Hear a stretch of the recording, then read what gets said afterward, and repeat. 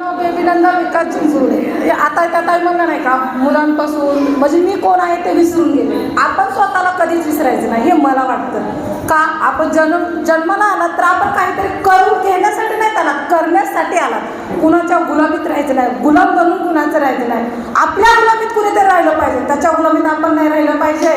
का तर आपल्याला सरांना शिकवलं आणि सरांना सांगितलं गौतम बुद्ध म्हणजे सरांना कसं सांगितलं आपल्याला की शांततेने आपण जर शांत राहिलात तर सगळं काही करू शकतात. मिस्टरांना अटॅक करू शकतात, पोरांना करू शकतात, इतर 4 लोकांना जज लेडीज कुणालाही अटॅक करू शकतात. जशा त्या मॅडम बोलल्या तसं. का तर आपण करू शकतात, का पण करू शकत नाहीत. अशा बऱ्याच लेडीज म्हणतात बाई माझा नवरा जाऊ देत नाही, बाई माझ्या घरचे जाऊ देत नाही. त्यांना प्रेमानं घ्या, प्रेमानं समजत नसतं तर विरोधात घ्या. कुठले 2-3 ऑप्शन असतात आपल्याला, एकच ऑप्शनवर कधीच थांबायचं नाही. मी तर थांबत नाही बाबा, मला जाऊ नको म्हणलं तर मी जाणार.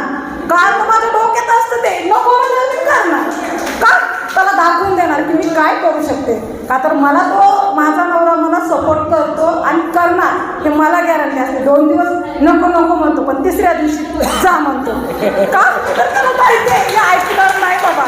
म्हणून मी ते सरांना सांगितलं, ते माझं माइंडमध्ये असतं. खरं सांगू का मैत्रिणीनो, मी भाऊबीजेच्या दिवशी माझी गॅरंटी नव्हती, पण माझ्या मिस्टरांना आणि माझे गौतम बुद्ध, बाबासाहेब आंबेडकर आणि माझे विचारांमुळे मी आज तुमच्यासोबत आहे. नाही तर आज जग सोडून गेले असते. का तर माझ्यातला आत्मविश्वास माझ्या मुलांमधला, माझ्यामधला, म्हणून मी आज तुमच्यासोबत आहे. मी राहणार कायम. मला तुम्ही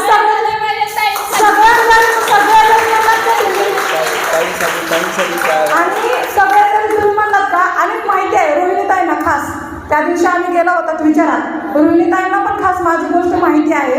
पण रोहिणीताईंना मी सांगितलं मॅडम तुम्ही नका लक्ष देऊ, आपण करू.